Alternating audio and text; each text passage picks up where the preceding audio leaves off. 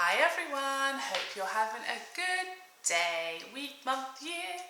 Like me, I'm having a really good day. So let's get to it. Today I want to talk to you guys about my foundation collection and we're going to go through each one of my foundations, of which there are 1, 2, 3, 4, 5, 6, 7, 8, 9, 10, 11, 12. Oh god, one's a sample, it doesn't count. So yeah, I have a lot of foundations, and that is mainly because I've been hunting for like my ultimate dream foundation that is perfect for every occasion, does everything I want it to do for every different day of my life, for as long as I can remember now.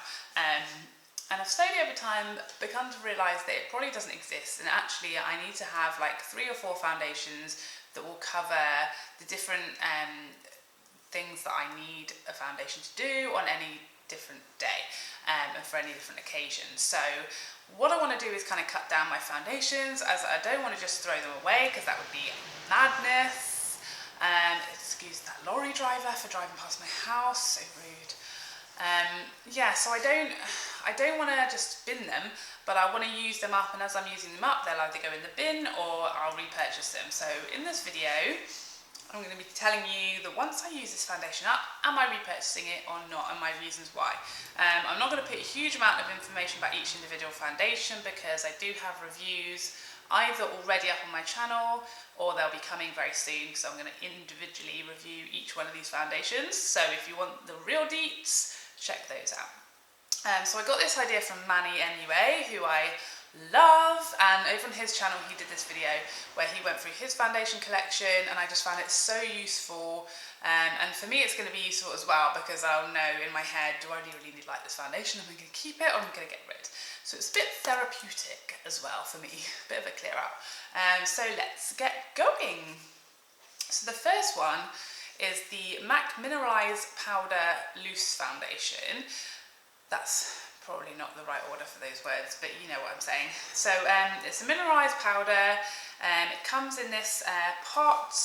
You get 0.33 ounces, and it has basically a little shaker like most powders in there, and you just shake it out into the lid, and I use that with a powder brush and build it up on my face. Now I actually purchased this thinking I'd use it to set my foundation, which I do when I'm just using a very light sheer foundation. I need a little bit extra coverage in places, but I wouldn't recommend using it. I think there are better powders for that purpose, because if you're using like a more medium foundation, it's going to be too heavy. But I love this as an actual foundation. It is so luminous, so beautiful, so natural looking, looks like nothing. It does not look powdery, and I am not about a powder foundation. I definitely didn't see myself using it that way, but when I bought it to set my makeup, I just used it one day just to see, and it was beautiful. So I will definitely repurchase this, but it's currently in the shade medium plus, which is too dark for me because I think I'm much more tan than I am. So I would probably go a shade lighter. Next up is the number 7 Stay Perfect foundation. And this is in the shade Warm Sand. So I bought this when I was slightly tan, so this is a bit too dark for me right now. This is like a sort of coming back from holiday foundation. It's fine, it has a really nice finish, it's got good coverage, but it's not that special. I've definitely got better foundations that I like more, so I would not repurchase. Next up is my MAC Full Coverage Cream Foundation, which is a state because I've had it like over a year, I'd say 18 months probably. It will last you. This is in the shade MC30, and I bought this because Wayne Goss was talking about it in one of his videos, and Wayne knows, he knows. So if Wayne says it's good, and it is good. I only really use this if I'm going swimming. My waterproof, quick and easy makeup tutorials coming up very, very soon, and this is what I use when I'm going to be around water or going for the gym, or just I'm in a real rush because it's very quick to apply with a brush. Full coverage, very sort of dewy finish, so maybe not for oily skins, but beautiful foundation nonetheless. So yes, I will repurchase, but solely pretty much for when I'm going to be around water.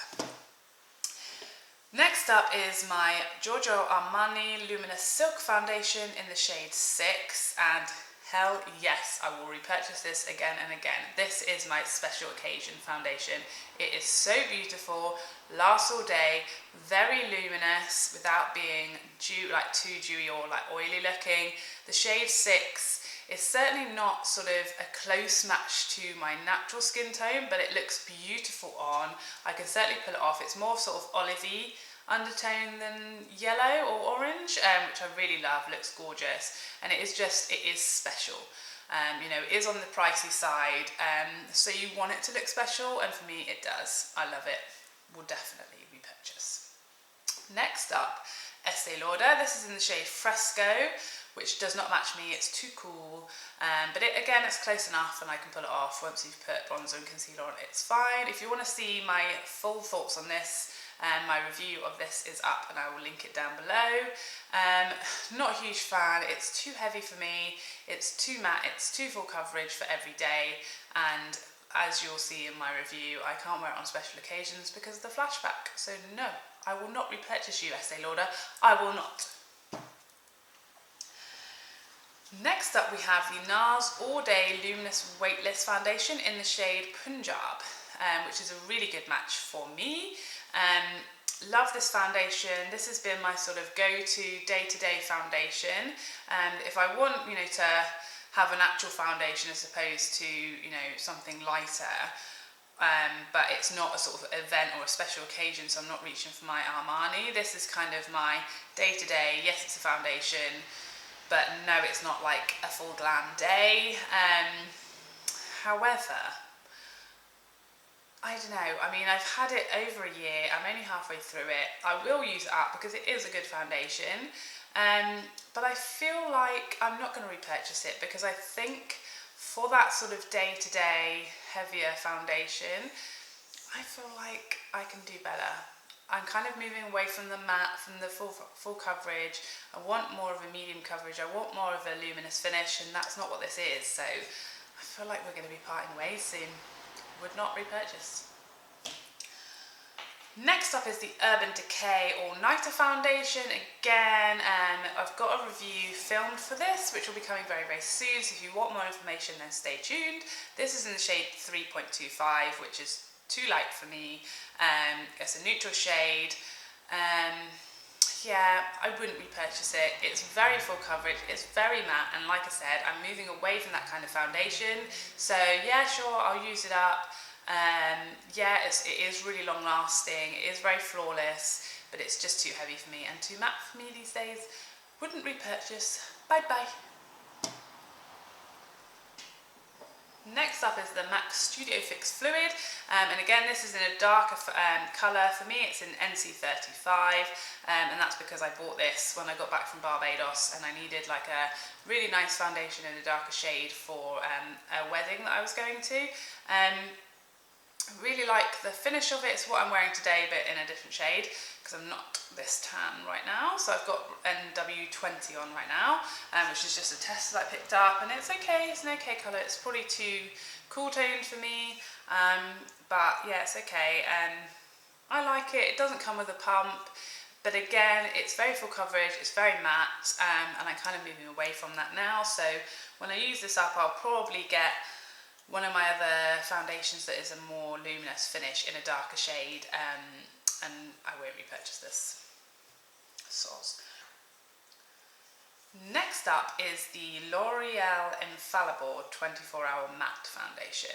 So this is a drugstore foundation, it's in the shade Honey.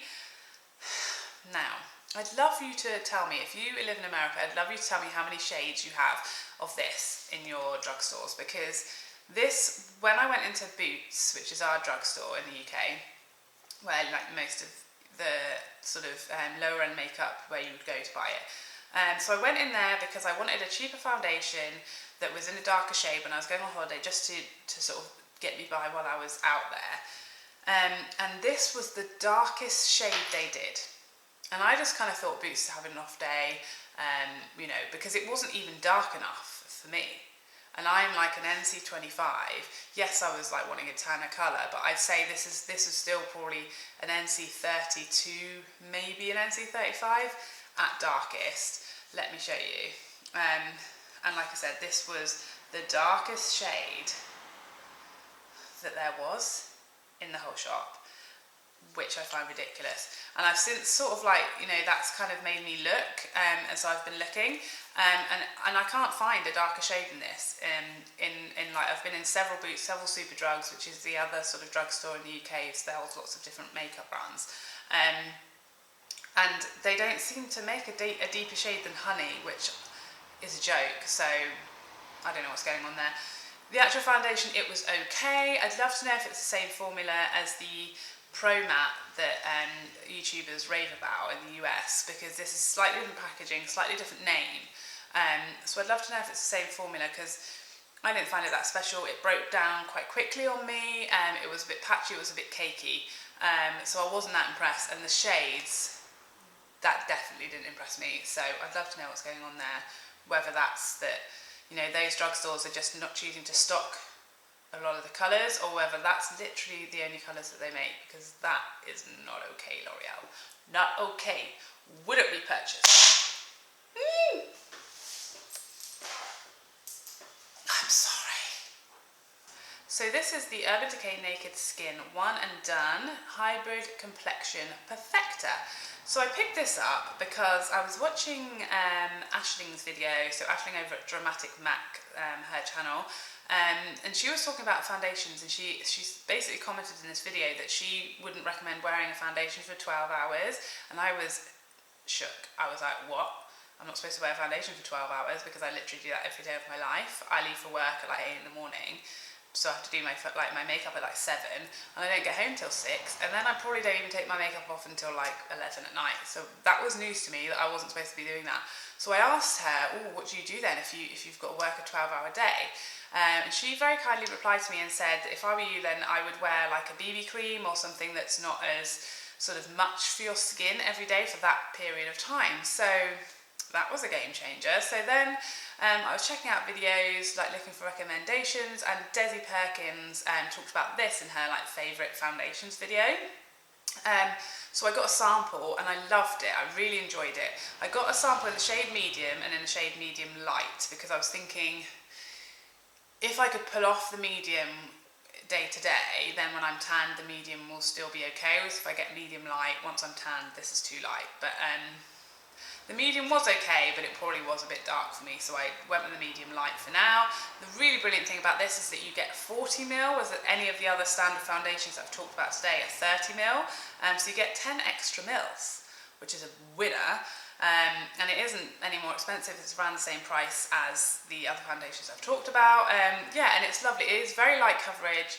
It doesn't cover all of my redness. So what I'm kind of doing now for like a day-to-day or an everyday lighter, more natural look is that I'll put this on and then go over the top with my MAC Mineralized powder, and that's kind of my go-to combo at the moment, because that is just, you know, the Skin Perfector. It's got SPF 20. It's got lots of goodness in here for your skin. It's a lot lighter than a foundation for being on your skin that long every day. And then the mineral powder are the same way, and you end up with a really light, beautiful, glowy finish that lasts all day. So that is definitely going to be repurchased again and again, and I may even get this in the darker shade for my holiday foundation. And to finish, we've got a couple of like wild cards / red herrings, if you will. So this is the Nars Sheer Glow. And I can't tell you anything about it because I've never used it. I literally bought it and I was like, I gave myself a little ban that I wasn't going to use it until I got rid of at least one of the other foundations in my collection. I used it up. So it's just sitting there and I'm desperately trying not to use it, even though I'm so desperate to know if it's good or not.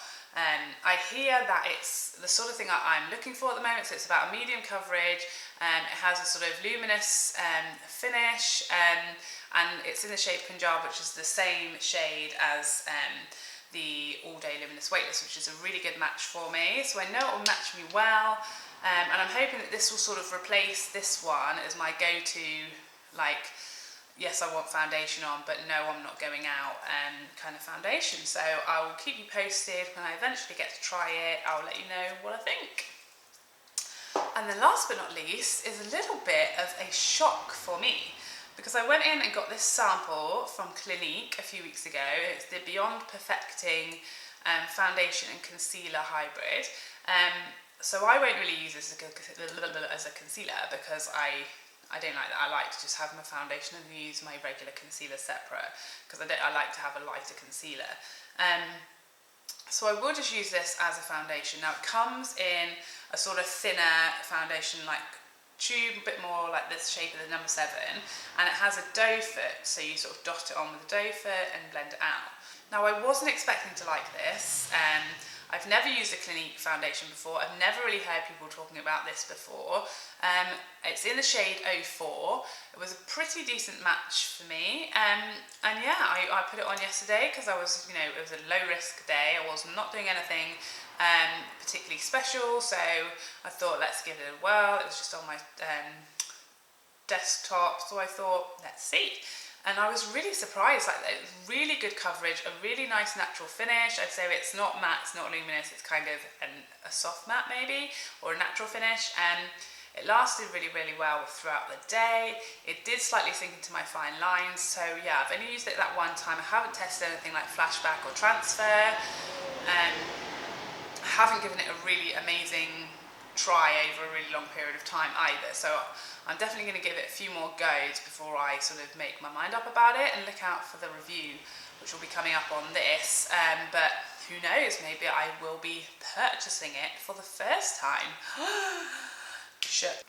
So there you have it. That is my foundation collection. Hopefully over the next 6 months that will dwindle down and we'll just have a normal number of foundations, although I'm sure new ones will come out and I'll just end up with probably more than I started with. But I'd love to hear your favourite foundations down below, and those foundations that you've repurchased again and again, or if you're agreeing with me on any of these, or if you hate them all or you love them all, please let me know in the comments below. And if you like this video, please subscribe, because I'd love to see you again. Okay, take care, thanks for watching.